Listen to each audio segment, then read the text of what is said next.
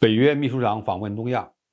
对付中国可能只是个幌子。韩国正变成俄乌战局的重要变量。观众朋友，大家好，我是付天少。在俄乌冲突持续，西方开始向乌克兰提供主战坦克这样的进攻性武器的背景下，北约秘书长斯托尔滕贝格的亚洲之行引发了广泛关注。基于北约东扩是引发俄乌冲突的最根本原因，再加上北约在美国推动下将中国列为系统性挑战，并加强与韩国和日本的安全合作，中国网友对此人的亚洲之行可以说是非常敏感的。斯托尔滕贝格在访问韩国期间称，需要与中国在军控、气候变化等事宜上合作，但也需要明确中国对北约的价值观、利益和安全所带来的挑战。对此，中国外交部发言人说，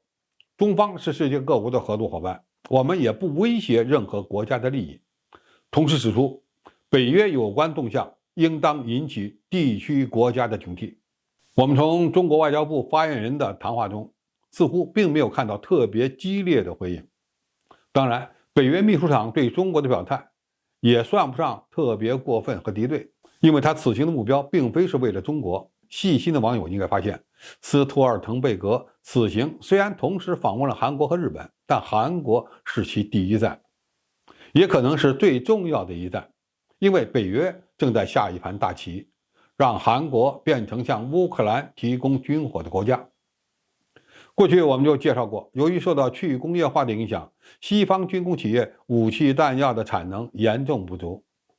乌克兰军队想发动大规模的反攻，积蓄力量变得非常困难。美国的军工企业1个月的炮弹产量还不够乌克兰军队玩3天的，所以西方国家早就开始在世界范围内采购军火。巴基斯坦生产的炮弹已经被英国买来送往乌克兰战场，美国还在推动巴西、阿根廷等拉美国家向乌克兰出口军火，当然都被拒绝了。相比较而言，世界范围内真正的军火生产大国可不是巴基斯坦，也不是拉美国家。要注意，除中国外，东亚的韩国、日本才是当前军火产能的重要国家。日本受和平宪法的约束，目前还不能大规模的出售军事装备，而韩国则没有那么多的限制。目前该国已经成为全球第3或第4大军火出口国。一旦开了向乌克兰援助军火的口子，那么俄乌战局又将迎来一个重大变量。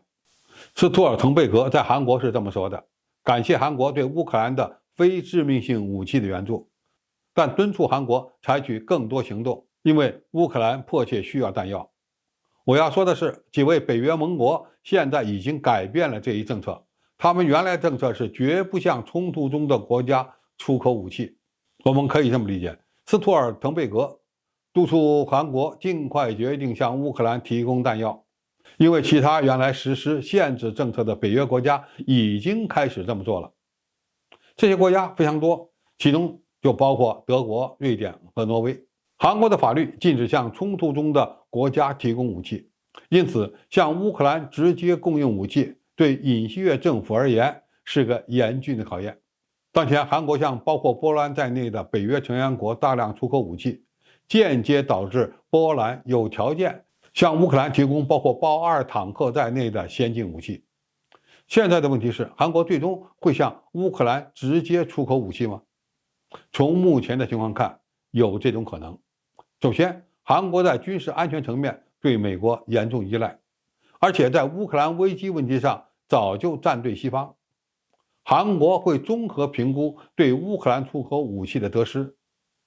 基于整个西方国家援助乌克兰武器已经全面升级，韩国最终有可能跟随北约做出提供武器的决定。其次，韩国还有可能采取变通的办法，向其他北约国家出口武器，再由这些国家向乌克兰转交，也就是采取以英国向巴基斯坦采购炮弹一样的套路。反正向乌克兰提供武器是白给，而向欧洲国家出口武器则是赚钱的。第三，韩国当前的一个重要国家战略是谋求成为全球最重要的军火出口国。让韩式武器在乌克兰战场上参战，获得实战经验，同样具有非常大的诱惑力。总体而言，韩国会不会向乌克兰提供弹药，将对俄乌冲突产生较为严重的影响。因为韩国的军工产业真的相当强悍，北约秘书长已经坐不住了，考验尹锡悦政府的时候到了。好，今天的评述就到这里，谢谢大家收看，我们下期再见。